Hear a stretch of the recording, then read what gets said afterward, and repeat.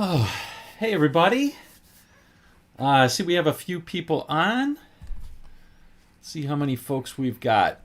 As always, it's really good to get some feedback as to whether you can hear me and whoops, and whether you can hear the guitar. Ooh, that might be a little loud. Ooh, yeah, very loud maybe.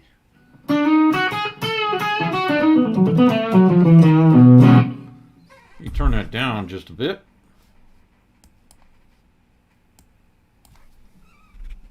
Turn the volume down just a little bit. All right. Yeah. All right. Let me know if you can hear me okay. Hopefully you can. And we'll get going pretty soon as I get the feedback that you can hear me. All right. And hopefully the sync is okay too. I didn't check. Didn't have time to check. I was pretty busy this morning. All right. Can anybody hear? Okay.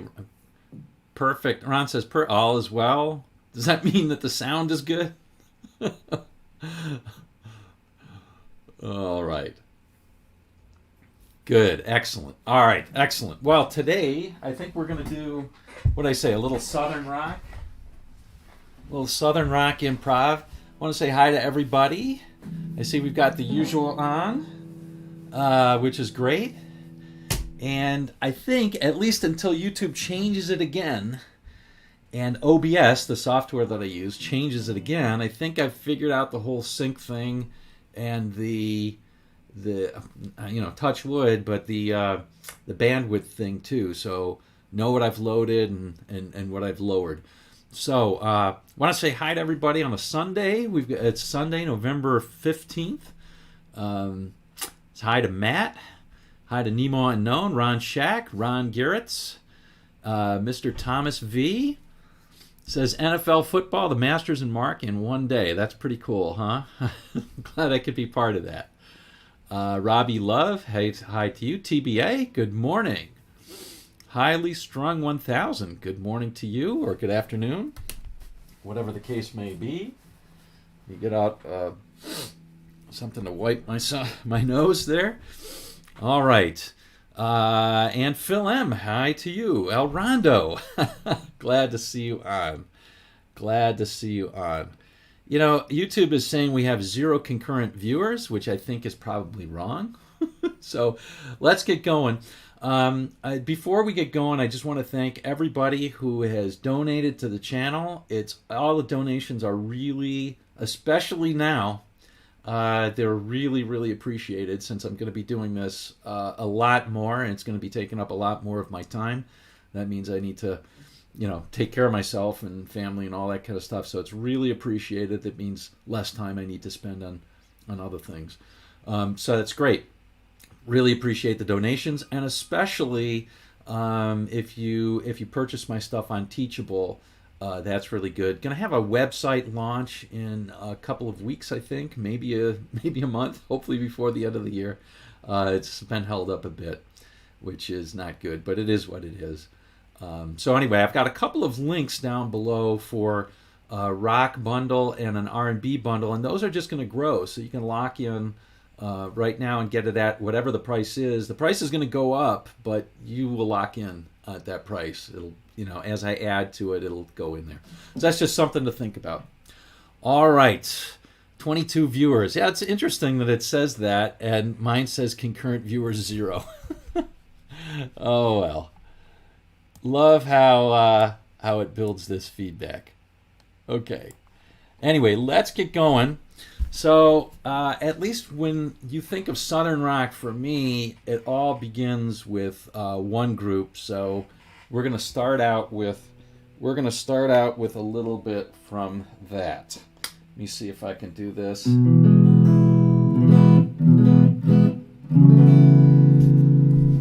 Okay.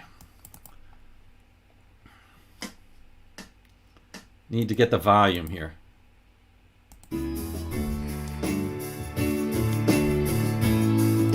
Okay, I think that's pretty good volume. And let's see if I can get the timing right here. All right.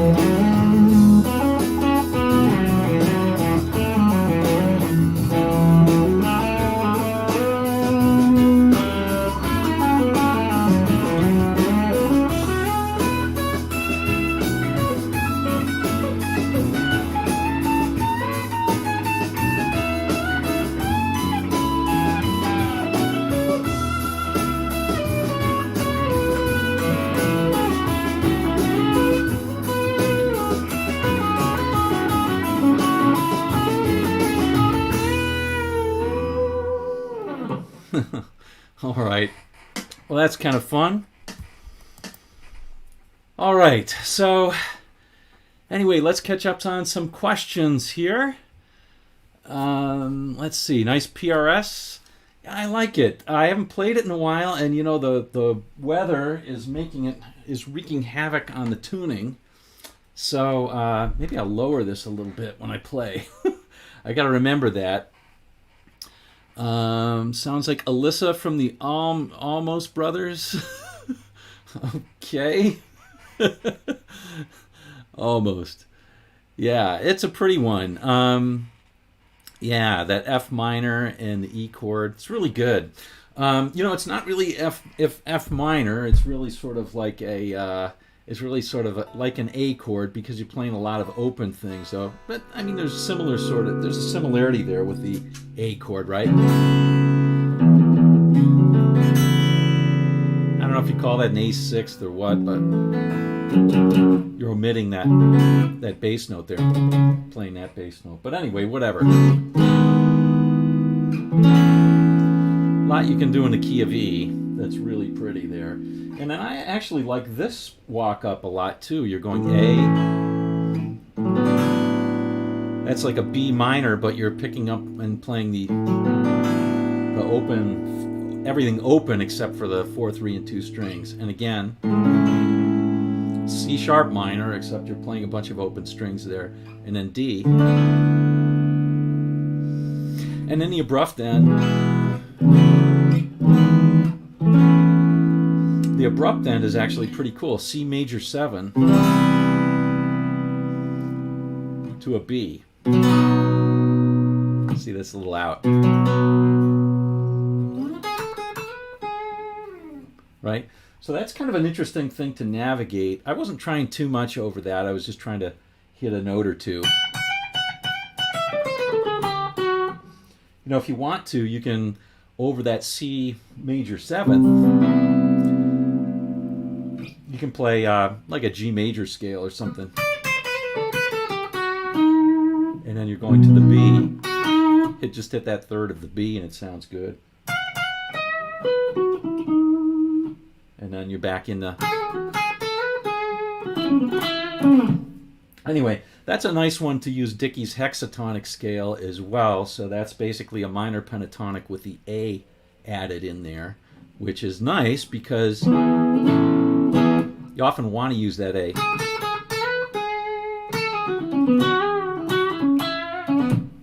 So anyway, everybody says that's the Dickie Betts scale. You know, I think Dickie was not, maybe he was a scale-y player, but he was a very melodic player, so I don't think of him as playing scales so much. I don't think he thought in scales. I think he thought in the melodies he was trying to create. Anyway, I won't get on that soapbox again. But basically, it's a major pentatonic. The hexatonic scale is a major pentatonic, and in the case of A, in the case of E, you're adding that A, right? So you're adding the fourth into it, which is kind of cool. All righty. I don't want to be brother with all white tears, lots of strange people. I'm not sure what that means. All right. Hey, Mark Siebes, good to see you on. Good to see you on. So, yeah, so what are some other tunes that come to mind when you think of the Allman Brothers? There's so many good ones. What are some other ones that you think of? Hey, Pappy Moonshine. Hey, Gary. Oh, I have a knock at the door. I think it was a mouse. Can you put it right there? Oh, can you put it in, I'm sorry, the tumbler that's the insulated one. Oh, okay. Yeah, otherwise that's going to fall out. All right.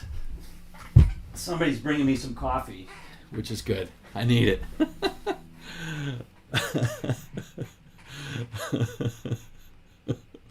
All right, yeah, Blue Sky for sure. Blue Sky is one of my favorites. Real pretty. Adding the A, would that be Lydian? No, that wouldn't be. That's E major. It's almost like an E major scale. So you're just taking the E major pentatonic and you're adding the fourth. You're not sharping the fourth. Yeah. Lydian would be like playing, I guess, the A major scale. I'm sorry, the B major scale over the. Whoops. Thank you.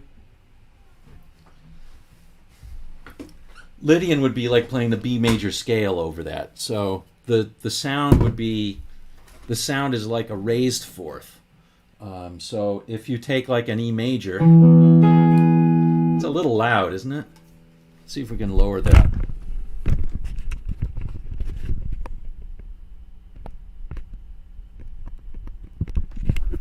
I don't know if that lowered it or not, but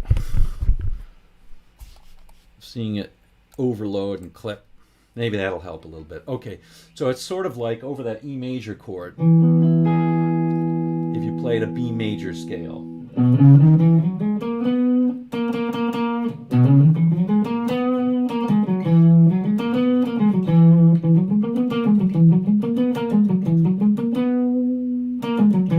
So it gives it sort of an uplifting sound.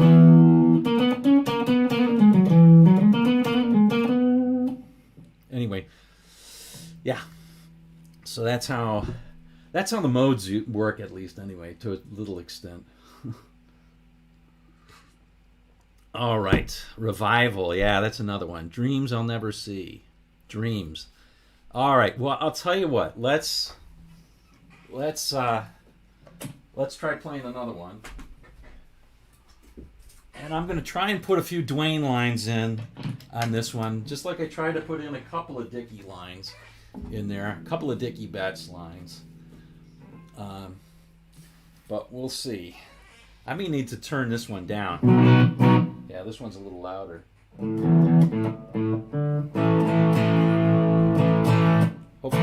Hopefully that's reasonable. Okay, let's see. So let's try this one. This one's a little psychedelic, right? This one is a little bit psychedelic.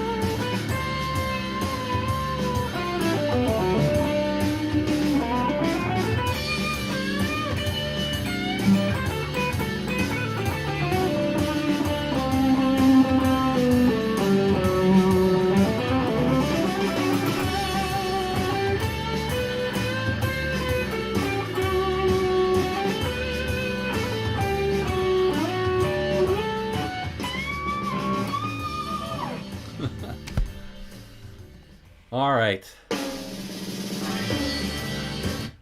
All right, enough of that. You know, it goes on for a long time, but it's only good if you can do a multiple jam, I think.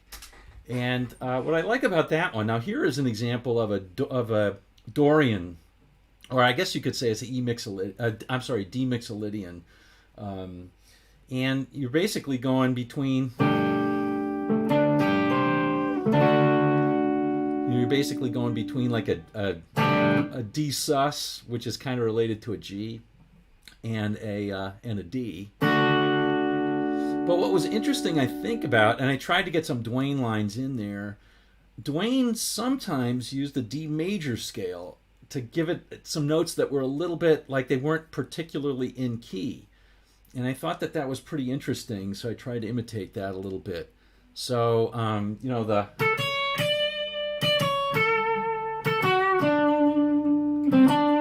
so you'd think that basically, if you're playing D Mixolydian, that's G major. That's the key of G major.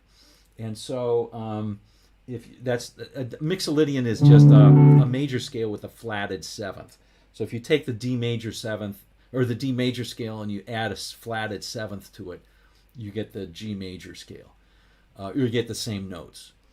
And but occasionally he would put in this note right here, which is a C sharp, which is in the D major scale, but it's not in the G major scale. If you listen to what he was playing on Dreams, it was pretty interesting how he did it. And it kind of gives it like almost a nautical sound to it. I tried to capture that a little bit, but all right. Yeah, so Stormy Monday is my favorite. Oh, somebody said Revival. That's another fair. I'm a fan of that song. I'm Anonymous says, is that a PRS Mira? Well, this one is not, but the one I was using before is. Yes, great guitar. I love it. Stormy Monday, yeah. One of my favorites. Of course, T-Bone Walker's song. And but the Allman Brothers is the most famous. And I'm on record as saying I think that's the greatest blues rock solo of all time is Dwayne's solo to that. It's, in my opinion, that there's none better. All right. Let's see. Stormy Monday. Not My Cross to Bear is a good one. One Way Out. Awesome. Yeah, for sure. One Way Out. A lot of good stuff. Yeah, Dwayne on Statesboro is great. Statesboro is really awesome. I love how it's sort of like laughing guitar on that one. A lot of laughing guitar. All right. Great live version of Dreams I'll never see on YouTube with Jack Pearson, and they were both playing Strats. Mr. Thomas V never ends with that Strat stuff. It's pretty funny. Statesboro. Yeah, best slide playing. I love it. All right, Dave Heidemann, thank you. All right, Soul on Ramblin' Man's nice and melodic. Yep, really good.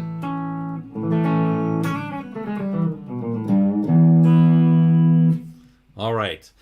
Yeah, 335.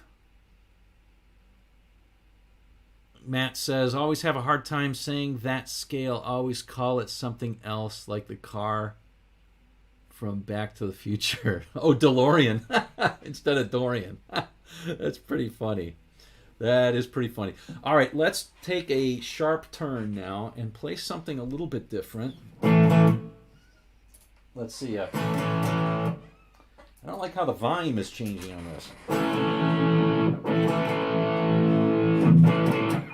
All right, let's play more of a Skynyrd sort of flavor. And this will play, Southern rock is largely like out of, there's so much that sort of Mixolydian fits really well with it. And that's one of the reasons why, with Allman Brothers, it's major pentatonic or major pentatonic with an added fourth, stuff like that. But with Skynyrd, it was often, a combination of the minor pentatonic and the Mixolydian. So let's see what we can do with this one. All right.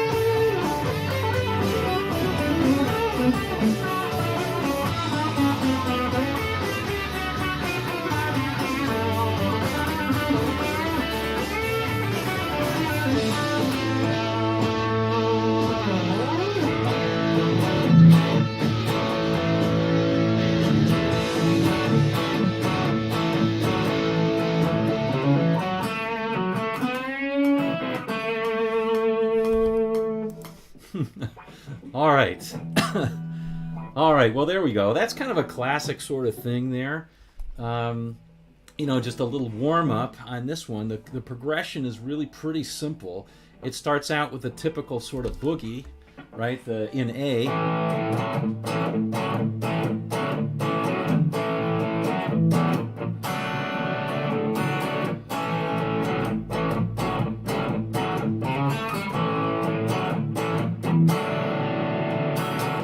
And then it just goes chord by chord, starting in A to D, to G, back to D. So classic, A mixolydian on that one, with A being the tonal center, but the key being the key of D, right? Because we've got D is the 1 chord, A is actually the 5 chord, so it's A mixolydian, right? Then G is the 4 chord. So I find that playing over that you can use the A blues scale, works great over that, but if you want to just pick one scale, that's probably the scale that best. You can use A Dorian. But actually, that C is going to be a little bit tough sometimes, so you got to temper that. Or you could use A mixolydian. They're all great over that A chord. But when you go to that D chord, you got to make sure you're not really playing this note, right? The C sharp. It's going to sound kind of bad over the C, over that D. So I just tend to play kind of chord by chord. I use a lot of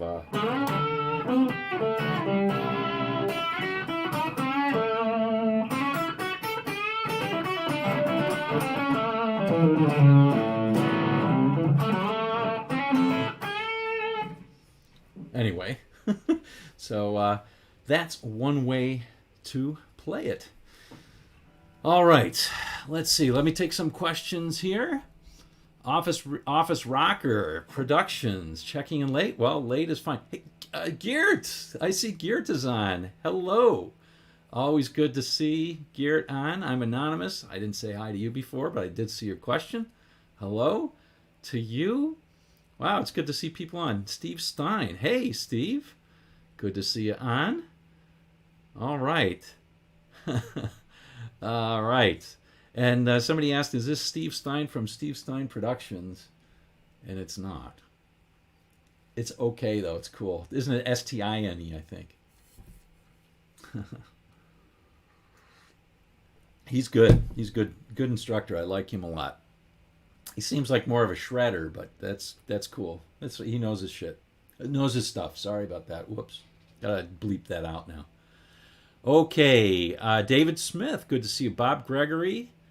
Good to see you. Thank you so much. Appreciate it. Appreciate it. Have I watched the network series Queen's Gambit? It's all about chess in the 1960s. It's fantastic. Well, I have resisted watching it because I don't know if I've told you guys this before. I used to be very, very into it. I won't tell you what my rating is, but I was the number 2 tournament director in the United States for several years going on. I'm not a master, pretty close. And it bugs me. Chess things usually bug me. So it bugs me how wrong they are and what the stereotypes are. It's always a prodigy. But I've decided I'm going to give that a chance because there's so many people who are saying Queen's Gambit is great, so I got to watch it. 1960s, my favorite time of chess. You had Fischer here in the U.S., but you had Mikhail Tal, Petrosian, Spassky. Oh, great players. And Botvinnik was still a great player back then. If you don't know who those guys are, don't worry. Has nothing to do with guitar. All right. Alvin Lee in the future. Okay, yeah, heck yeah. Heck yeah, we can do some Alvin Lee. Geert is a chestnut, but he's terrible. He's gotten worse over the years. I was 2200-ish. Not quite, but close to that, yeah. I was in that area. Okay, Master Splinter.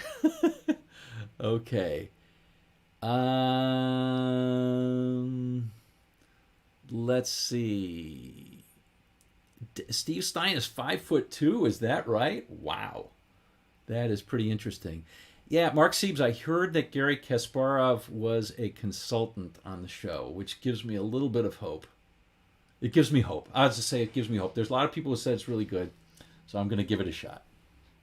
But I got all this time on my hands, right? With the channel and winding down at work that I'm there, and I'm still going to have to work part-time to supplement stuff. All right. So let's see. So Joe Budkin says hi. Hello to you. Bob Gregory says, "Is there any song, or are there any songs you struggle playing?" Yeah, of course. I I struggle a lot. I'm not a jazz player, so any sort of jazz that I play past swing, like I can handle swing tunes, All of Me and I'll See You in My Dreams and that kind of stuff. I can handle. I don't say I'm an expert at it, but I can handle it. But I'm no good at playing like bop changes. I can't do that stuff. So don't ask me to play Charlie Parker's Cherokee or Donna Lee. I can't do it. And yeah, I'm not really a huge shredder. So stuff like Vai and Satriani, I just don't listen to it well. I don't know. It's an interesting question because I think for a lot of people, it's really, and I think for most people, if they really get into it, if they spend the time, they find that they can do it. And I've always found that that's true with me. But of course, if you spend time on one thing, that means you can't spend time on another. So, I never really spent a lot of time learning tapping and stuff like that, except for Van Halen stuff that I found was cool and I wanted to do it. And I found I could do it. I'll say there's one song that I tried to play for a whole evening and I couldn't get it. I put 3 hours into it. And I could tell it would need another day for sure. And that was the solo to Get the Funk Out by Nono Betancourt. On I think that was, I can't remember the name of that band, but that one is really hard. I couldn't get the double tapping stuff, and it's all like way up here too. So anyway, but I think that's really what it is. If you take the time, you'll learn it. And it's a matter of time to figure it out. All right, let's see. David Smith, he knows what he's doing, but I can't get into his style. Okay, resonate with Ben Zinn on his channel. Don't know Ben Zinn. Morphe's saying, Garrett says, I like Morphe's saying the ability to play chess is the sign of a gentleman. The ability to play chess well is the sign of a wasted life. All right, well, let's move on from that. Didn't you say the Django stuff you struggle with once? Yeah, I mean, of course I struggle with Django. I wouldn't play Django. I wouldn't personally try and play any jazz verbatim because that's not what it's supposed to be. I don't try and imitate like Django's lines. I might imitate them, but I wouldn't play them note for note. So I'm not trying to play Django or Borelli Lagreen. I'm sure I couldn't play Borelli Lagreen. It's just too technically demanding. But harmonically, I don't struggle too much with it. I can hang. Sort of like bluegrass. I never was great at bluegrass. I could hang though. I could always sit down and I could play and not be too embarrassed. I mean, any fiddler can play 5 times faster than any guitar than you as a guitar player. I don't care how fast you are. A banjo and a fiddler is going to outpace you. So, it's a question of hanging. All right. Sunday by the Cranberries. I don't know that song. Bubblegum. Do I know can I do Boulevard of Broken Dreams? I'm sure I can. Let's see. TBA, Benzin. Okay. All right. Let's see. Extreme. Thank you, David Smith. Extreme. Yeah, that was Nuno Betancourt's band. Anton. How often do I change strings? I never know. Tone degrades so slowly. That's a great question. I think it depends on how much you play. So if you're playing a particular guitar for a long time, it's the oils in your hand that are going to permeate into the strings. Unless you lose it, you use elixirs, in which case they'll stay for longer. So some of my guitars, if I don't play them that much, I'm not changing strings that often. But something like this, I'll change, I don't know, once every couple months. I don't know, something like that. Does anyone watch Robert Baker? Yeah, Django was, I love Django Reinhardt as a player. I teach a number of students, and I had them listen to Django the other day, and one of my students said his timing was bad, and he wasn't rhythmic or melodic. I said, okay, we're going to have to work on your listening skills. I didn't say that directly, but I think he just wasn't used to it, He was used to other things. Can't get the last part of the 2 Tickets to Paradise solo. Yeah, it's a toughie. That one's a toughie. That one's a toughie. All right. Let's see. Watched him. Too shreddy for me. John McLennan was really good. Never stand when he doesn't have more. I don't know who John McLennan is. Never heard of him. Never heard of him. It's a bummer that Django band times are. Oh, it is too bad, El Rondo. I like the old jump blues stuff. I think that's a nice blend of like jazzy playing by the chords, but you're not doing too much. It's not too complicated, right? So the most complicated thing you're going to get is sort of like the Stormy Monday changes, that sort of idea. We'll take off the distortion, huh?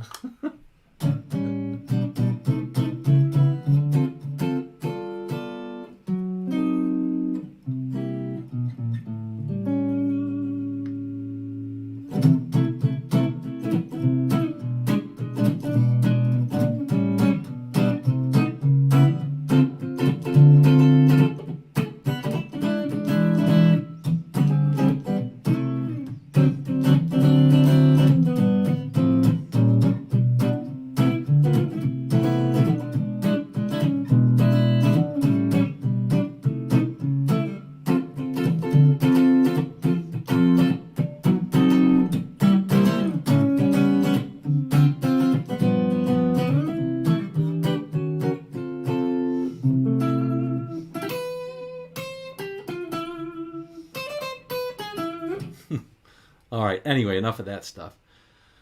Let's see. Let's go to. Let's try another one. What the heckle? Now this one is not usually. We're supposed to be doing Southern rock, right? Now this one. Let's go back to the other guitar.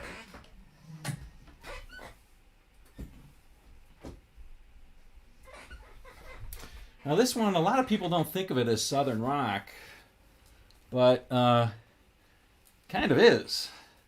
This was a group from the South, from Texas, and so why don't we play a little bit of their stuff here?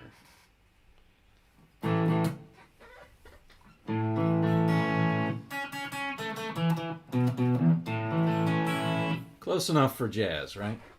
I was just playing a little jazz, so close enough for jazz. Let's see. All right.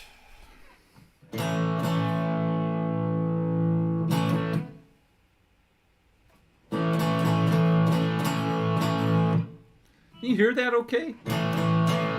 Feels a little bit light.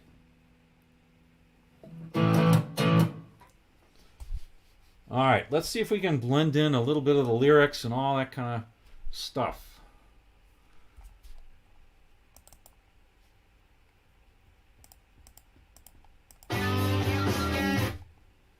That's not it.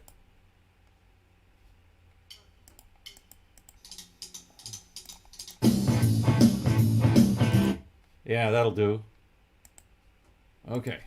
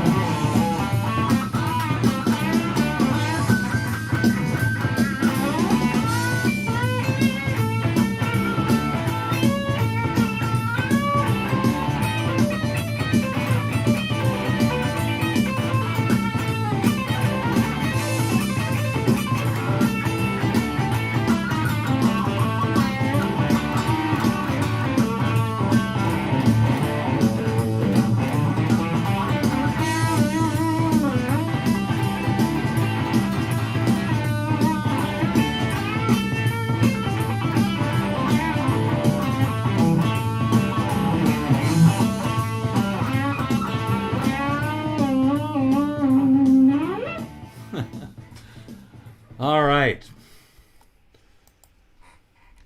Always fun to play a little bit of ZZ Top. Always fun. See you, Geert. Glad you could stop by. Always glad to see old friends. Thin Lizzy and Boston are the best 70s bands. No need to argue. Okay, one song of them. All right. The classic Southern rock bands, Thin Lizzy and Boston. I like both of them. What are some songs that you like of Thin Lizzy and Boston? Even though today is Southern Rock Day. All right. It's good to mention. Okay. All right. Let's see. Annie mentioned Marshall Tucker. All right. Well, Marshall Tucker. Yeah, that's good Southern rock. Yeah, for sure. For sure. Yeah, pinch harmonics sound good. Hitch a Ride. Hitch a Ride's a great tune, right? It's one of my favorites. That's probably their masterpiece, I think. I mean, I like Long Time and what's the Foreplay? I like Foreplay and then Long Time, yeah. So that's good. That's good. All right. Well, thank you, Anton and Ron and so forth. Yeah, the problem with Hitch a Ride, learning Hitch a Ride, is you gotta have two guitars to play it, right? You gotta overdub because so many of the lines are bleeding into each other, and you gotta have that sustain. Cowboy Song is a great one from Thin Lizzy. Yeah. So is Jailbreak. I agree. I like Jailbreak. I like that riff a lot. It's really good. Skinnerd. Yeah, of course, Skinnerd. Daniel. Yeah, we played some Allman Brothers to start. You can go back to the start if you want to see that. All start. I think Southern Rock all starts with the Allman Brothers. Although Dwayne was common or fond of saying there's no such thing as Southern Rock. All rock is Southern Rock. Because it's kind of true that it did sort of originate there in some ways. Jessica, for sure. That's a great one. I agree. Phil? Tribute to Charlie Daniels Band. I don't know too much Charlie Daniels. I don't know any, really, at the moment. The only song I really know of his is the hackneyed one, The Devil Went Down. Some metal. Not today. No today metal. Yeah, this and Danny, this kind of isn't the metal channel. This isn't the metal channel. One of the styles I do not aspire to play. All right. I won't poo-poo the music, but it's not to my taste. Do I consider Tom Petty Southern Rock? That's a great question because he's, of course, I think he's from Florida, right? Wasn't he taught by Felder? Tom Petty was one of Felder's students for a while. Pretty sure he was.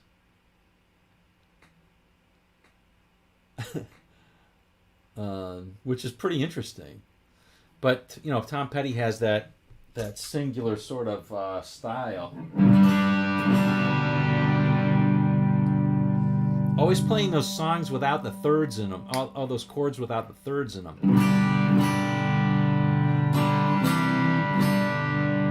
Right?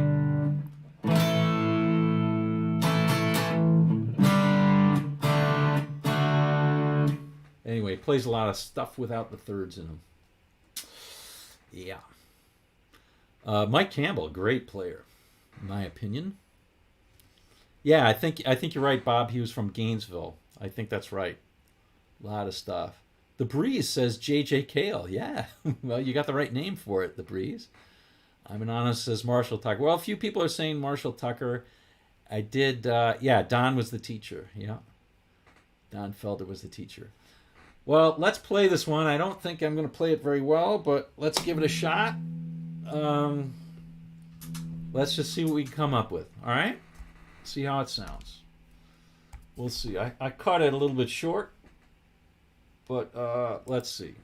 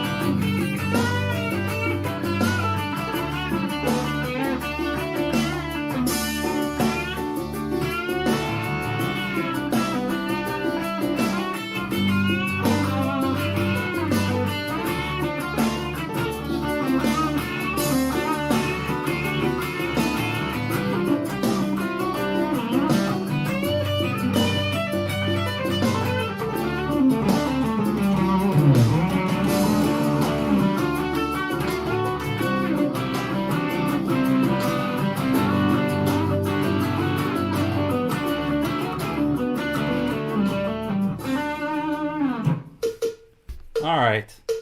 Well, there you go. There you go.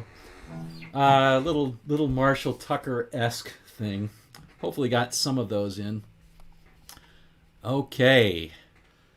Let's see. All right.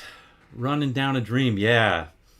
I do too. That's one of my favorites of Tom Petty's, for sure, is Running Down a Dream. Yeah, it's a great one.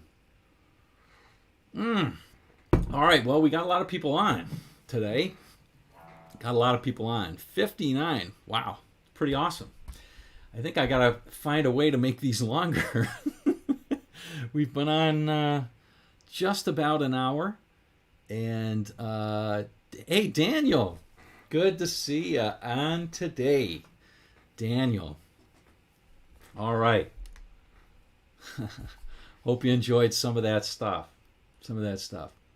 All right. Thank you, Mr. Thomas V. I appreciate that. ML says, ain't wasting time. Yeah. And Tans I'm so sorry, Tan Sizesnat. I don't know how to pronounce that. Tan Sizesnat, thank you. And I've liked all your suggestions. Boston at Thin Lizzy, great stuff for sure. Great stuff. TBA, mine says 29. Well, mine still says 0, so it's pretty interesting. I don't know. 58, 57, 51. I don't know why, but Tom Petty was not very popular in... Thank you, Anton. Appreciate it. Tom Petty was not very popular in Spain. Hey, Wayne Johnson. Good to see you on. All right. Well, I'm actually all out of my backing tracks that I prepped for today. If you can believe that. So I gotta find some other backing tracks or something.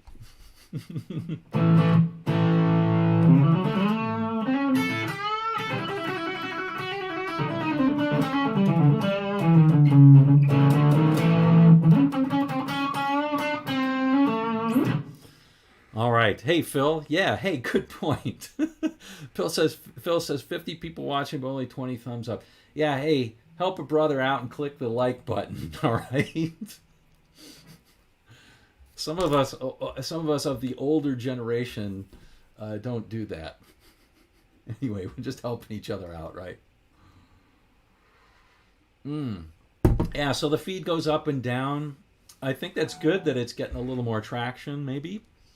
Andy Hewitt says, hey, I just found your channel. Just caught the tail end of the Marshall Tucker run there. Awesome job. Thank you.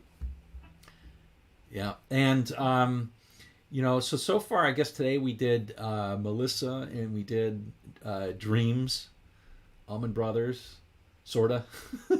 And we did some Southern rock that was kind of in the style of Skinner. And, yeah. I'm trying to think of what else. Oh, we did the ZZ Top, right? We did Lagrange. I always say Lagrange. See, I learned in math and physics, there's a mathematician named Lagrange, French mathematician, and we learned the Lagrangian is an important thing in physics. And so I always say Lagrange, even though I know it's Lagrange. Sorry. Any ARS? I should have prepped some ARS. That's Atlanta Rhythm Section for all you folks not in the know. That's great stuff. We'll do ARS some other time, okay? Maybe we'll do Spooky, and maybe we'll do Champagne Jam and Large Time, and what's the Homesick, right? Where were you in 69? Smoking dope and drinking wine? All right. Hey, Narno. Hello from Russia. Hello from New York, USA. Thank you. Thank you, El Rondo. Appreciate the super chat. Super chat's always appreciated too. I won't go too much onto that. I will say again. I'll say thank you to all those that donated in recent times. or ever really. Always very much appreciated. And I do have links to a couple of my to my Teachable. So there's lots of free stuff on the Teachable tabs and other things like that. There's free stuff, and then there's some paid courses too, some paid content too.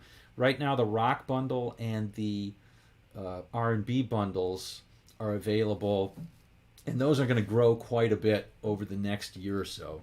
So you'll just get the additional content that's loaded in. The price will grow over time because there's going to be more content in it, but you won't have to pay more. It's at least the idea. Alrighty. If I'm playing Texas Blues Rock, no SRV. Well, I wasn't playing Texas Blues Rock. We just threw one in. Hey, look, you do 5 songs, Southern Rock, and somebody says, hey, how come you didn't do X? Because I didn't. Come on. All right, let's do, I don't know. Let's see if I can do an off-the-cuff SRV. This is not, I got no strat either, right? Sorry, Mr. Thomas V on that one. So let's see if we can do, boy, I haven't played this in a while. Let's see if we can do it. Thank you, The Breeze. Much appreciated.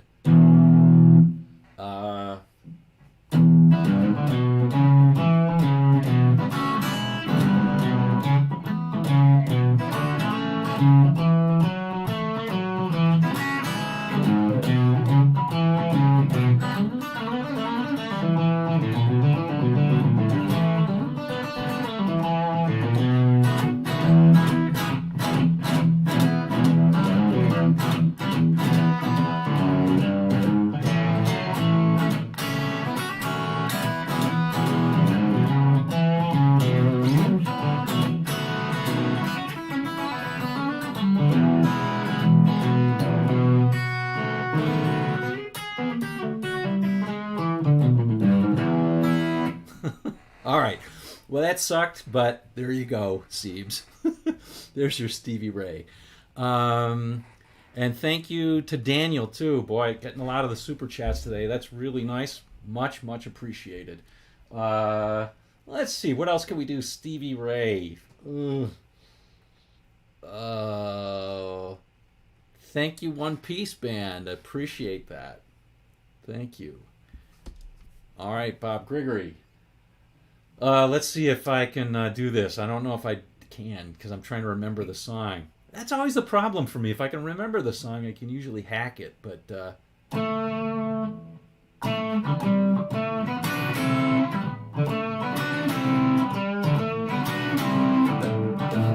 yeah, let's get that thumb in there.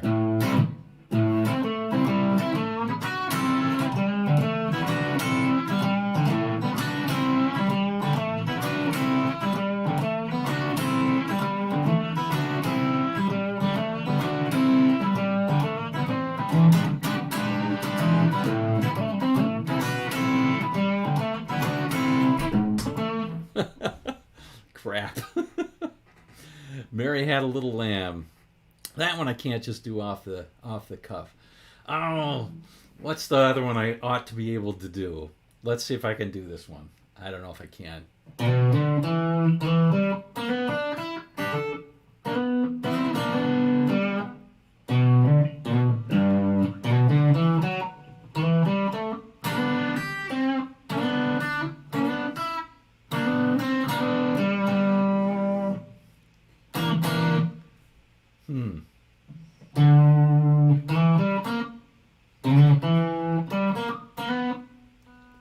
Trying to remember this one.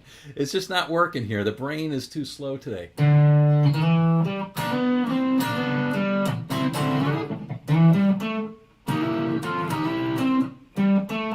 That's it. Okay, let's try that now.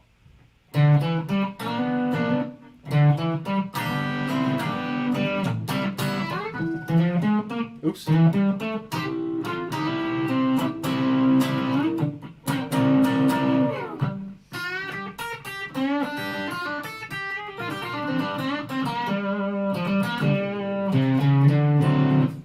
All right, well, that was a total hack, but It's sort of there. I could probably figure that one out if you give me another 5 minutes. Sorry about that. Any song of Rush. Crossfire. Oh, Crossfire is like no, not Crossfire. I like Crossfire a lot, but Tightrope. That's the one I really like. Stevie Ray. I love the words to that one too. Great words, and it's a great song, great vibe. I ought to do that one. Texas Flood. Yeah, well, that was sort of Texas Flood, Wayne. It was about as bad as it gets. You'd think I was in a Texas Flood playing that way. Let's see. Rush. Well, another. That's a North rock band, right? Northern rock from Canada, eh? Riviera Paradise. I don't know how that one goes, man. I can't really. That's got some good stuff in it though. That's all I remember from that one. Tin Pan Alley. Oh, I should do that one. Yeah, it's a good one. I love Stevie Ray's slow stuff, right? And just like Freddie King, great slow stuff. Nothing wrong with that. Okay. Anton, yeah.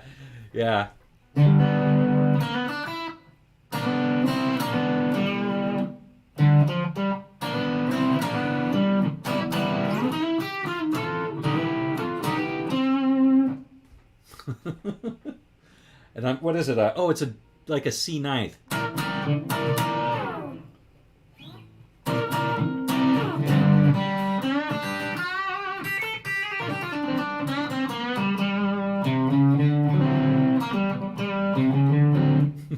Anyway, good stuff that's played there. Do you leave your guitar tuned a half step down? I do not. I don't do that stuff. I mean, first of all, this is only a 25-inch scale guitar. I could probably get away with tuning this down a half step.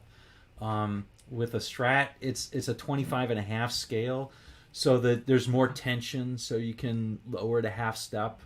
It works. I find it doesn't work at all on Les Paul. It works pretty poorly. I mean, if you give it time, it's okay.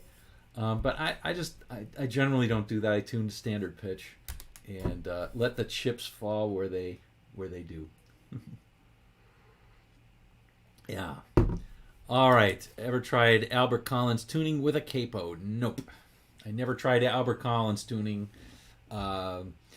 It's interesting, and he capoed all over the place. A lot of the stuff he's playing is basically he plays just open position stuff, which is cool. I like that. I like that idea.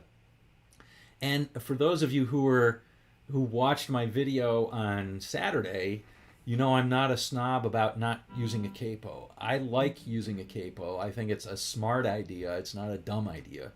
And people that make fun of people who use capos they're missing something. There's a lot of Nashville players who use capo, and there's a reason for that. A lot of great bluegrass players who use a capo, right? It's to get that ringing sound. And you never know when you play with a singer that's going to request a key like E flat. Hey, play this in C sharp. Play it in E flat. Play it in A flat, and it's not a good guitar key to have ringing strings. I don't care who you are. So, use a capo, and all of a sudden it sounds great again. If Tony Rice uses a capo, I'm going to use one, okay? All right. And if Doc Watson used a capo, I'm going to use a capo. Bet I can play it worse than you. Well, I don't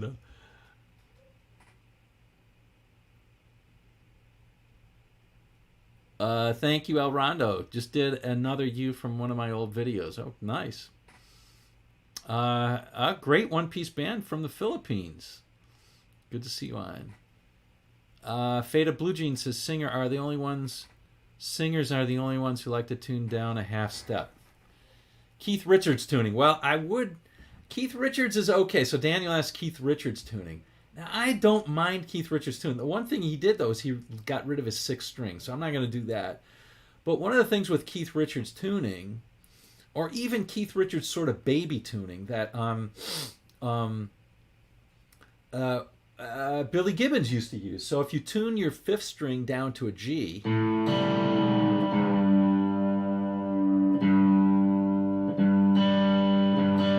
you can get a little bit richer chords doing this stuff.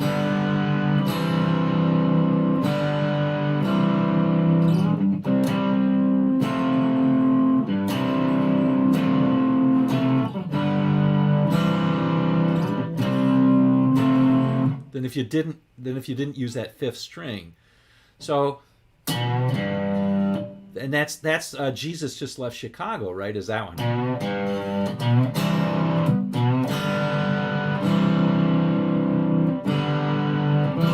Now Keith would go the whole hog and take off the sixth string so you can really wail on it without having to worry about damping it with your thumb or anything like that. But yeah, that's a tuning I like because I don't have to. Now, also, Keith would tune the top string to a D, right? In open G, that's usually what you're turning to. Is that right? Well, maybe not. Anyway, sometimes that's tuned to a D. And I wouldn't do that. I just, instead of doing that, I just dampen out the string. Because I like to solo more, and then when you're soloing, you're using that first string, so it kind of gets in the way. All right. Jeff McManus, back to Allman Brothers, just ain't easy off Enlightened Rogues. Don't know that. Let's see. Tune the E and the A the same. I guess, yeah, you could. But then don't you have to tune the E string up? That puts a lot of tension on that neck.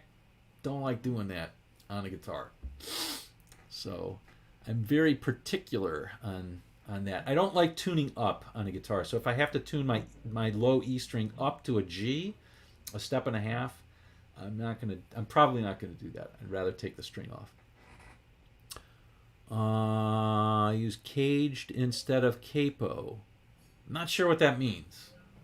I use caged as well.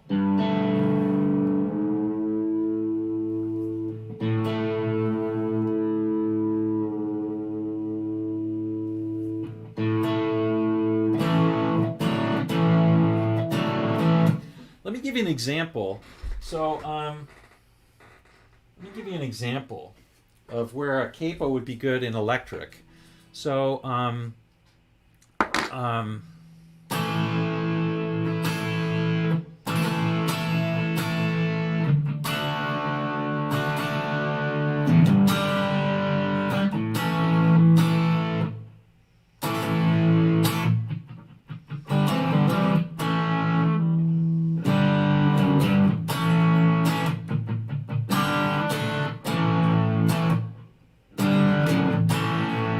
okay, so you take the Who.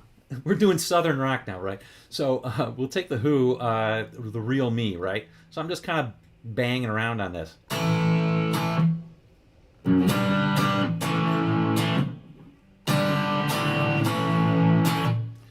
And you can play that, and that's great. But now Daltrey says, hey, let's play it in C. I want to sing this in C, right?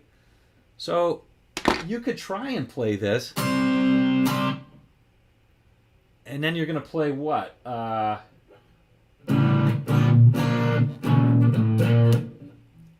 It's not going to work.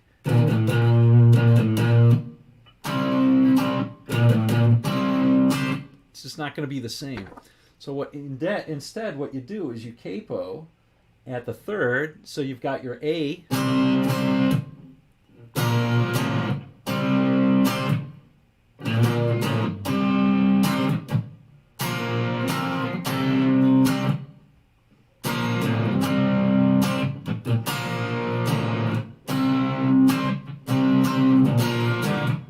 Right?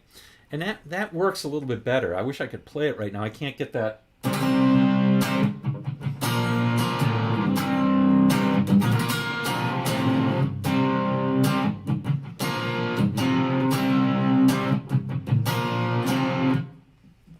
Whatever. Southern England. Yeah, there you go, ML. Southern England. Yeah, Max Josephson says I use drop D. Drop D is another great one, right? Because if you just want a single note to be like you're playing in D, a lot of times you want that. Oh, here's a trick I learned in bluegrass. Here is bro, it's Topic. Old Man, look about 90. Okay, whatever, dude. Here's a trick that I learned. If you want to play drop D, but you don't want to tune anything, play the song in the key of E. But just capo backwards. Put your capo backwards and don't capo the open string. Now you're playing like drop E. Let me clean this sound up.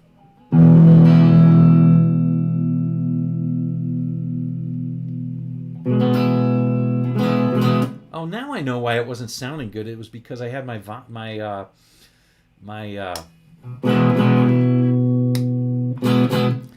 tone down on my guitar. I'm not sure why, but right. So here would be the normal E, but now you get the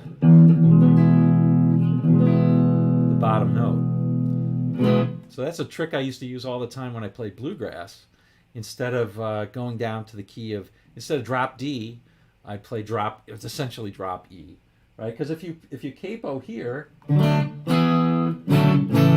then you've got the key of D stuff all perfectly, right?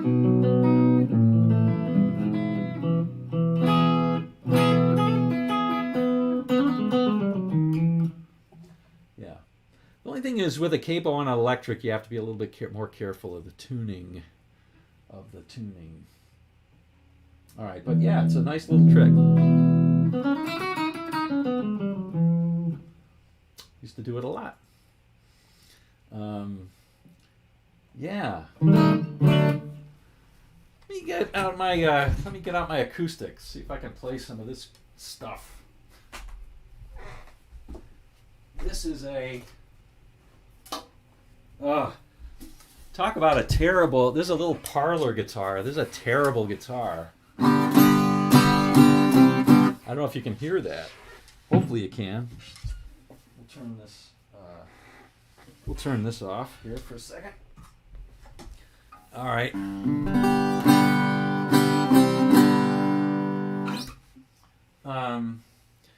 And if I were going to play Wildwood Flower or something like that, and you've got I guess that's I was playing Home Sweet Home. How's Wildflower go?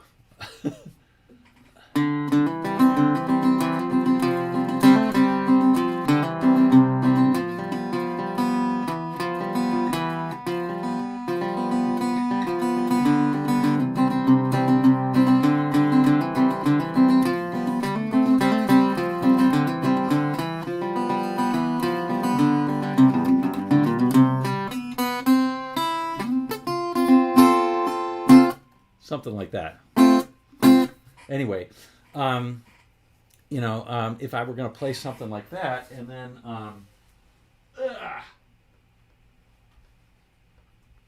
then my singer said, I don't play in that key.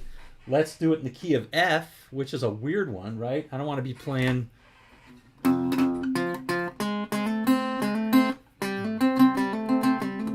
I've got to do this weird grip. I could probably do it, and you got the B flat. It's tough to do. So I can use the same shape by just capoing up here. And it sounds a lot better.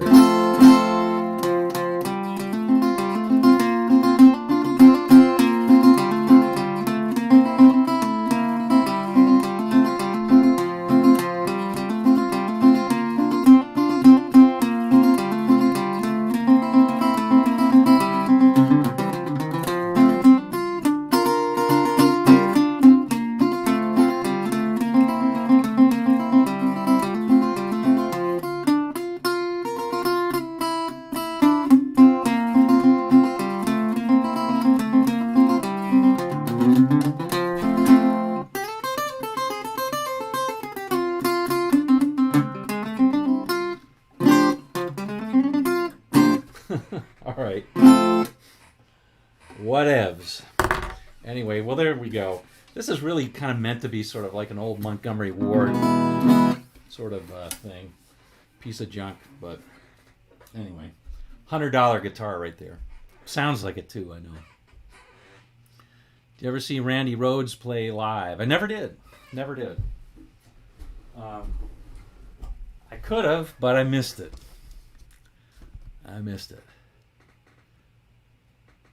Yeah, I agree, Max. It makes life a little bit easier, and it makes the guitar sound better, too, in a lot of cases. I mean, to get that sort of ringing strings, you could retune everything. But again, who has time to wait for you to retune and do stuff like that?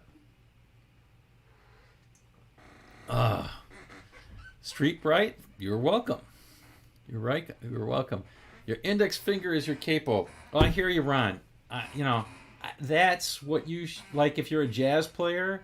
Jazz players are never going to do that. Your index finger is a capo. But try and do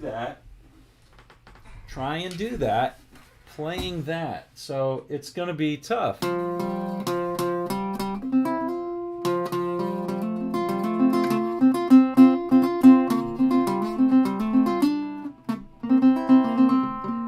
You got to change all your fingerings.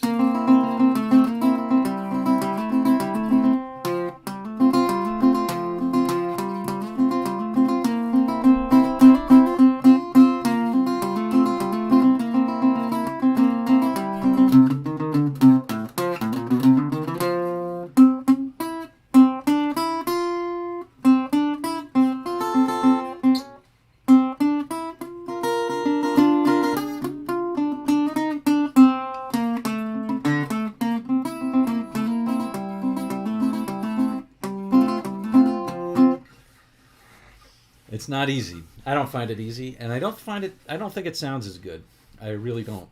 So, do what you like to do, obviously. I think it really has its place, and certain times it's really good to play in closed positions.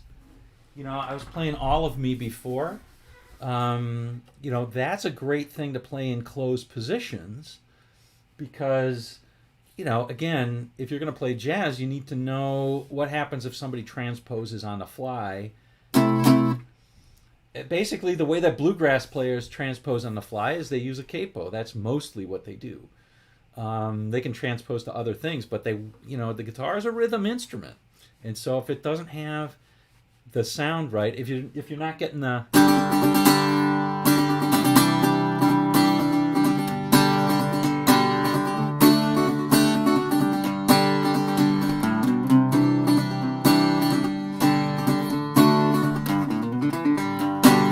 if you're not getting that sound, it's not right.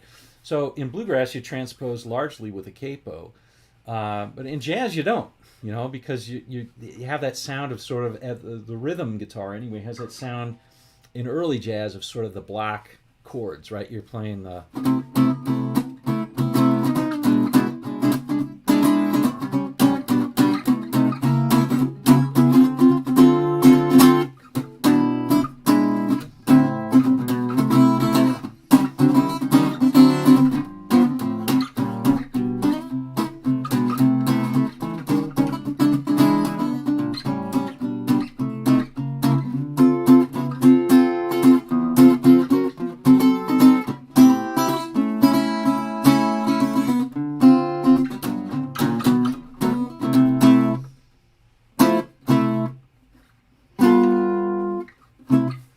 Anyway, all right, yeah, it's just a tool. So people who are kind of snobbish about it, I would like them to not be, because I think they could be better players if they weren't. To use it when it makes some sense. Paco Knopfler. All right. Okay. Greetings from Scotland. Thanks, Ravings Mead. Did Steve Howe use a capo? I never saw him use one, but I bet he did. I bet he did. 62 on now. Hey, thanks for the update, Ron. Because I don't see it as that. That's pretty interesting. I don't think you can compare Paco and Mark, different worlds. Yes, I'm not Paco. A friend of mine, huge. Paco. I was thinking Jaco Pastorius. Sorry. A friend of mine's a huge Jaco Pastorius player or fan. I mean, and I'll play All of Me with gypsy chords. Well, that's kind of gypsy chords right there. Those block, stem chords. Django didn't do a lot with the chords. All right, let's see. Can't stand the weather. Great playing today. Thank you, Daniel. Appreciate that. I'm kind of just doing a lot off the cuff today, which is fun. It's a lot of fun. All right. Well, we've really kind of wavered a lot from the Southern rock stuff, and I think I'm gonna get on with the rest of my day. It's been an hour and a half. Thank you all for coming on. Really do appreciate it. Always really great when see you on. Thanks for I appreciate all the super chats as well. A lot of new people on today. It was great seeing the new people as well as the old friends. So always good for a chat. I'm going to stay on because my coffee's not gone. So I'll finish my coffee and we can answer any questions. But I think I'm done playing for a while. I got to go rake leaves and ruin my play for the rest of the day. So that was my play for the rest of the day. So maybe one of the things I'm thinking about is what would be some of the courses that you'd like to see on Teachable, like in terms of like either songs or a genre. Like would Southern rock be something that you would be interested in, like a collection of how to play a bunch, maybe 5 or 6 Southern rock tunes or 10. That's one. Genre of music or time period. I did one that was 1970s rock. Obviously, that's an infinite playground. 1970s. There's so many, besides Boston and Thin Lizzy. There's so many other great bands there. But that would be a good one. And improv, how to improv. So TBA is saying that. That's great. Yeah. So one of the things I'm going to try and do is show people a number of different approaches that I take, and I'm building up a course on starting from the real basic stuff. It's sort of a combination of ear and musical ideas and a couple of shapes and scales, but it's trying not to be focused on shapes and scales because there's already so much out there that's like that. Now, honestly, I don't think that way when I play. Sometimes I do because I know some of those things, but a lot of the time I'm not. I'm trying to play what I'm hearing in my head, what the voices are saying in my head. And there are some shapes for some of the students that are on today. People know I'm very big on triads and seeing the fretboard in terms of triads, but I'm not averse to minor pentatonic. But I have some sort of graduated methods, and I use them differently on different songs. So, honestly, for some things, for a good old like Stairway to Heaven, minor pentatonic's a pretty darn good scale, right? Like the notes just fall under the fingers and you're hitting all those good chord tones for the most part. And life is good. But what happens when you're playing like just something also pretty simple like all I can think of is Once Upon a Time in America. What's the mountain song? What's that mountain song about the West? I can't believe I can't remember it now. Oh my gosh. But Leslie West, really good player, right?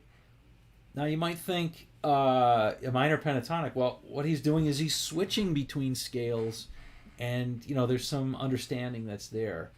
But he's using pentatonics, right? And Clapton did a lot of that stuff. So that's one method. Anyway, and then what do you do when you have to handle like a weird chord, like in Melissa, when you play that over that C major 7, which doesn't fit into the key of E major at all. That's a chord that's totally out of key, and you need to handle that. So what do you do? So yeah, so we'll put in some improv stuff for sure. That'd be great. Southern pop rock like 38 Special. Hey, Jen Dunn, I just did a 38 Special. I did Caught Up in You a couple weeks ago. You might want to check that out. I love 38 Special. Nice, simple stuff, but feel good music, and then just good. It's good. It's good rhythm, good playing, good stuff. Good stuff. Joe Perry. Yeah. Flirting with Disaster. Oh, that's a good Southern rock song, yeah. Molly Hatchet. What's the other Molly Hatchet song that was a big hit, or sort of a big hit for them? I can't remember the name of it, and I'm going to get the key wrong. I won't get the right key here, but it sort of went like this. The main riff went something like this. I don't know the key.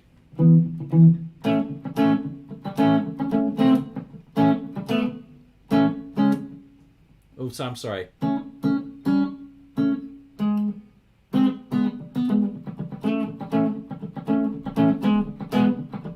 It's probably down further.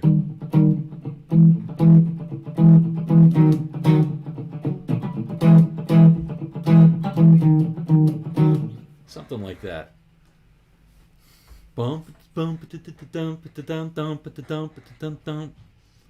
Forgot that. How to improvise and find the pocket and the groove. Yeah, so, that's another thing I'm really big on is the timing. And the third thing is the tone. So how do you get tone? A lot of players, a lot of students I've had in the past, I have a lot of adult students, and a lot of adult students come to me and say, I want to know what to play. I want to know why these are the right notes in this thing. And all that's well and good, but when I hear them play, their tone is just so bad and their timing is bad. And I think, if we can work a little bit on the tone and timing first, then you can get to the point where hitting the right notes actually matters. But if you don't have that, it's not gonna sound good. I mean, tone is in the eyes of the beholder in terms of the how the guitar gives you the tone or whatever. But Ravensmead says, do I do this every week? Well, I haven't been, but I've been starting to do it every week, and I'm hoping to do it weekly. Almost Heaven. Country Roads. Almost Heaven, West Virginia. You mean that song, Daniel? Dreams. Yeah, it's called Dreams. Thank you, Office Rocker. It is called Dreams, right? It's not the Allman Brothers Dreams. Lots tune the top two strings to F and C. Interesting. Thank you, Office Rocker. Appreciate that. All right. Well, if you have ideas, always you can post them in the comments. Those are always good. Post them in that. I have a Facebook group called The Joy of Guitar where people ask me questions all the time, and that's a great place to go. So that's that's a good place to ask me questions or to make a suggestion. Like somebody said, there are two songs that I may as well tell you they're coming up. One is the song "It's All I Can Do" by the Cars. I'm going to be doing that soon. And then one is Triumph's "Lay It on the Line." So somebody was on asking for metal earlier. That's the closest I get to metal is something like that. But Triumph's "Lay It on the Line." And so those were both suggestions from Joy of Guitar that people make. It's just much more accessible there. It's easier to be. If you're not on there, if you're not on Facebook, you can't ask. But, you can always email me. You can always go to my site and stuff like that. Let's see. Andy Hewitt asked the two-part questions. I learned as a teenager to play guitar, and I was stupid about... Oh, don't be hard on yourself. Stupid about it and played by ear. Now I'm almost 40. I picked it up 2 months ago, but I'm trying to learn the right way. Well, first of all, I happen to think that learning by ear, there's nothing wrong with learning by ear. In fact, I think that people who learn by ear have a lot of advantages that people who learn by tab do not.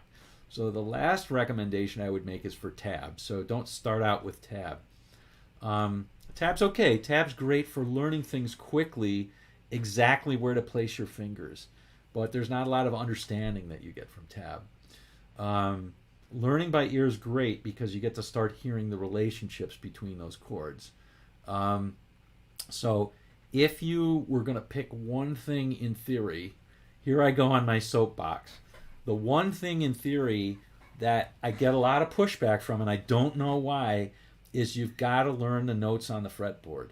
If you don't learn the notes on the fretboard, you're playing around, or if you're a serious player, you are shooting yourself in the foot so badly, it just doesn't make any sense.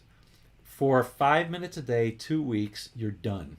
If you do a 5 minute a day exercise for 2 weeks, I've got a video on that, you can look it up. 5 minutes a day, 2 weeks, you will solve the what note is this? I don't know. It's an A, okay? That's a B, C, D, right? And this is a C, B, G. You'll A flat. You'll get it, and you won't be handicapped. So that's the number one thing that you should learn theory-wise. I know it's boring. Nobody likes learning the alphabet, but guess what? My guess is that learning the alphabet, learning to read, was a good thing for you in your career. So learn the notes on the fretboard. And then after that, there are simple things that you can do. You can learn some triads. That's fine. You can learn the major scale. That's good. You can learn the minor pentatonic. That's simple and good. All of that's good. I think if you really want to learn theory, the next thing I would learn is the major scale. That's the next thing. If you really want theory. If you want to just play and understand a little bit, the minor pentatonic is the next thing I would learn, theory-wise. So definitely notes on a fretboard. Definitely. Then if you just want to play, you just want to play Led Zeppelin. Oh, I'm sorry. You just want to play Led Zeppelin or whatever, then minor pentatonic and rock and roll, right? Okay. But if you want to know, more theory, then I would say learn the major scale. Learn the major scale. And then talk to me after that. But don't want to give you too much at once. Which is an Allman Brothers song? Keith Scott is with Fleetwood Mac now. He is. Keith Scott, the guy from Bryan Adams? Isn't that Keith Scott?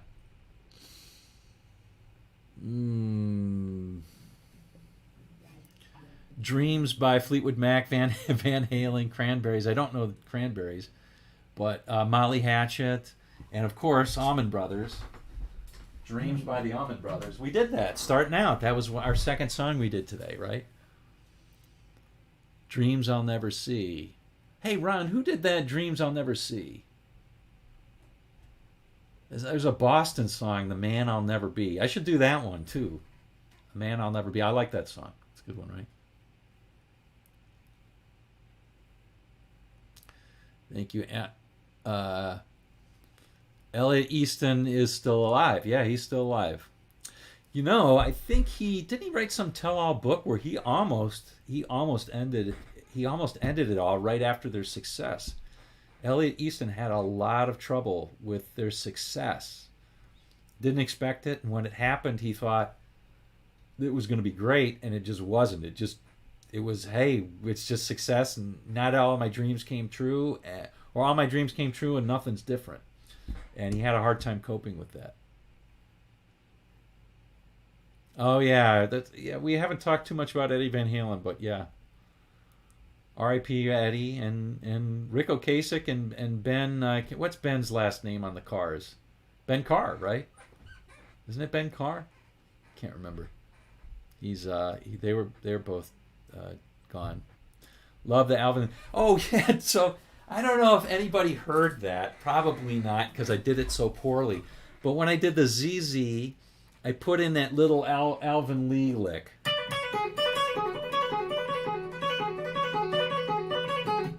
He used to do that lick all the time. That's an A minor pentatonic. So I guess it'd be... Right? And even if you bar, you can play the lower note.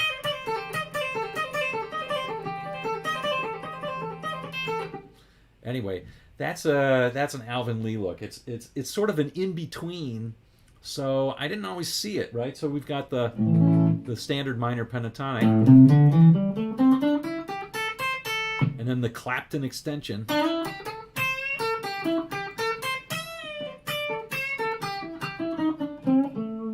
Or this position number 2.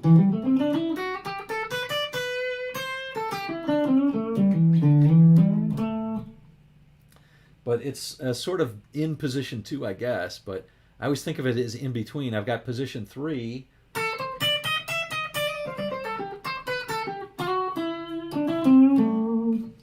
And see, I can't help but putting in those middle notes. It's just something I do.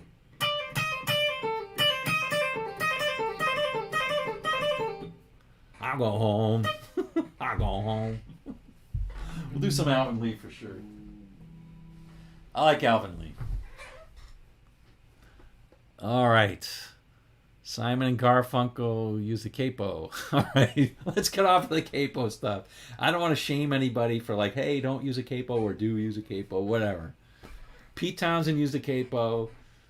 A lot of Nashville players use a capo. Doc Watson used a capo. Case closed for me. Doc Watson, I think, is the best, to me, best guitar player. But,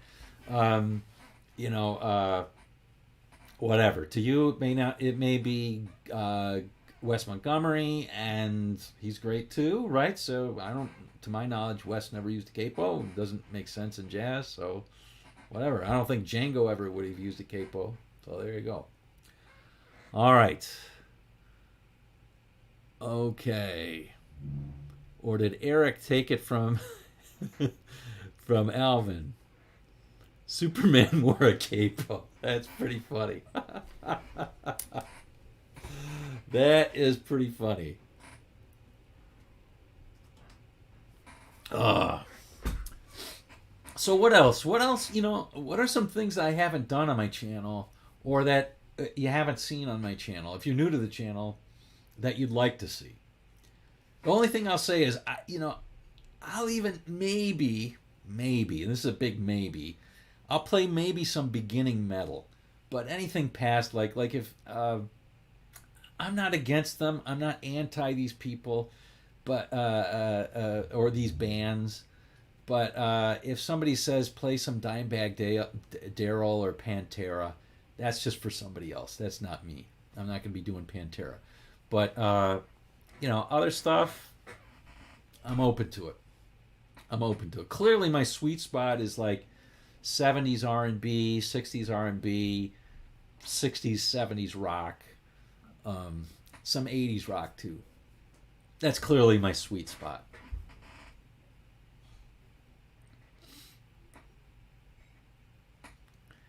Hey, Truth Guitar Method, good to see you. Good to see you on.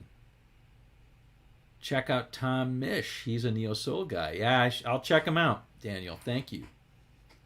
Brian Adams. Yeah. So Brian Adams is great. I love Brian Adams stuff. I've done a few. I did so a lot of times I can't remember. What is that? Cuts Like a Knife, right? And I did a couple of others. Maybe not Run to You, or maybe it was Run to You. Yeah, I did Run to You. And I fairly recently did Heaven too.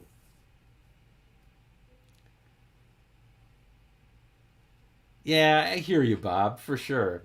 And I do make those decisions, Andy Hewitt, UT, it's not your forte. What's UT? I don't know what that is. UT. Don't know what that is. Street Survivors. Yeah, I haven't done any Skynyrd in a long time, and that's kind of in my sweet spot too. The problem with Skynyrd is you've always got to do, like, everybody always wants the 3 guitar parts. It takes a long time to do, but Skynyrd's in my sweet spot for sure. I like doing Skynyrd. It's fun. Run to You. Yeah, I think I did use a capo on Run to You. I think I did. Although I'm not positive. Because I was mostly doing the solo, so maybe not.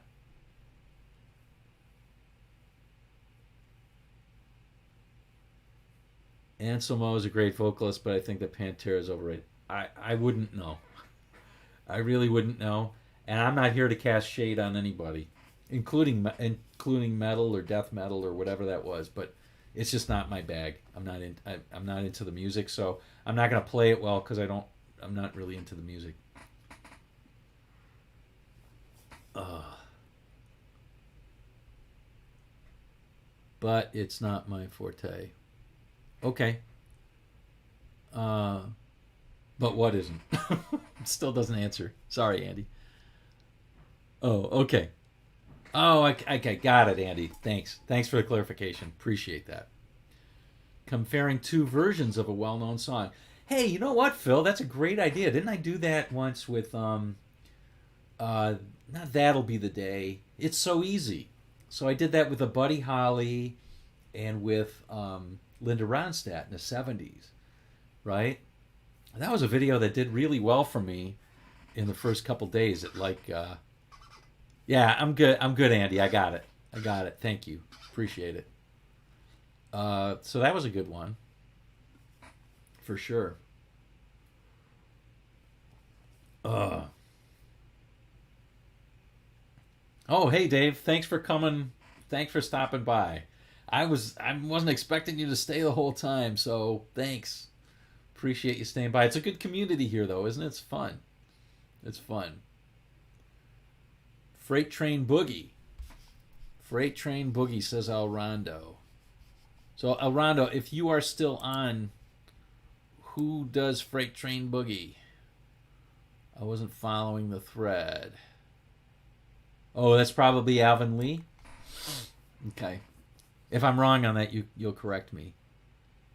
All right, thanks, David Smith. Thanks for coming on. Thanks for coming on. Classic rock. We'll stick to classic rock and R&B. I like R&B a lot. As everybody on here who's been here before knows, I like R&B a lot. I play a lot of sort of classic R&B, but Daniel's got me listening to more neo soul stuff too, which is really cool. Isaiah Sharkey is another guy who's good. All right. Personally, I like metal, but I'll never be able to play like that. Doesn't mean I can't play. It's just what I do. I think entertainers should focus on what they do well and focus on it. For sure. I tend to get bored.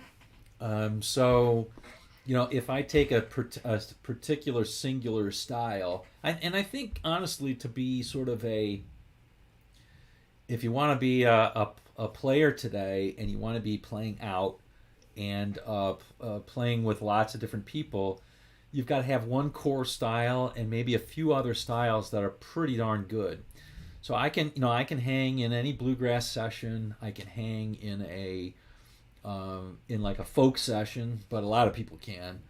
I can hang in a Django type session in like that sort of genre, or jump blues. But my sweet spot is classic rock and a little bit hard rock, but classic rock for the most part, and classic R&B. Those are the two things that I can show up cold and play just fine. Somebody might have to put a chart up in front of me or remind me of what key the song is in, but I can do it. I do have, years and years ago, I told this to somebody. I showed up, I got a call really late, and somebody said, hey, can you show up? My guitar player is sick. And I had played with this guy before, so I said, sure. This was in Detroit. And I said, where's the gig? And it turned out to be the Pontiac Silverdome. So I don't know where the Detroit Lions play anymore, but back then they played in the Silverdome, a stadium with 76,000 seats. Now, I had this notion that, oh my God, I'm going to be playing to a huge crowd, and I don't even know the set list. And so I showed up, and the guy handed me he said, bring some black pants. So I wore black pants, and he handed me a ruffled shirt and a bow tie, and I got it on, and I asked for the set list. And I'd worked with him before, so I had a good idea. It was like an R&B-ish sort of, it was R&B, but peppered with some other stuff, set list. And it wasn't his own stuff. And it was not a huge, it was a big event, but it was an event. It was it was basically a party where the focus was the band. But it was a great gig. There were and it was a section of the Silverdome, so don't think I played the whole Silverdome. But that I was pretty, I was doing the normal stuff with the bricks. If everybody follows my drift on that, for the first song or two, I had to do vocals that night too. So good thing I knew some of the songs. Yeah, it was pretty scary, and that's one of those things where, I'm plugging into somebody else's amp. I had two guitars at that thing. I only ended up using one. And Mr. Thomas V, if you're on, it was a Strat. I did use a Strat that day because you don't want to have like a heavy sound and drown out other instruments, because there was even a horn section. So they had some horns and keyboard and so a backups. They had one or two backup singers too. Good bassist. It was a great gig. It was really fun. Worked well for me because all I had to do was show up and get paid. Play and get paid. Lunch is ready. So my wife is on saying lunch is ready. That's pretty funny. Okay. That's pretty funny. Okay. Well, I'm not one to get in too much trouble, so I am going to say thank you all for coming on today. Really appreciate it. A special thank you to Daniel and to, I think it was Bob Gregory. And if I'm wrong on that, I apologize to the person who gave, and to El Rondo for the super chat. That is always appreciated. It's really nice to get a little bit of extra there. Thank you to everybody who's donated and who bought one of my courses on Teachable in the past. There's a couple of Teachable courses that are underneath those. If you like what you hear, if you like this, there's focus on R&B and there's focus on rock. So I have a classic rock bundle and a classic R&B bundle. There's more stuff up there if you want to take a look. There's a link below. You can just click on those if you want to see all the courses, and I would appreciate it. But most of all, thank you for being here, and maybe we'll do this again next week. I'll put announcements up. Joy of Guitar if you want to ask me questions, or you can go to my website, markzabel.com. All right. That's enough self-promotion, I think. My God, I'm becoming one of those guys. I'll try and keep it real. And for those of you, I still have the hook there with the shirts on it, so I'm not trying to get rid of that. All right. We'll see you all. Thanks a ton for coming on.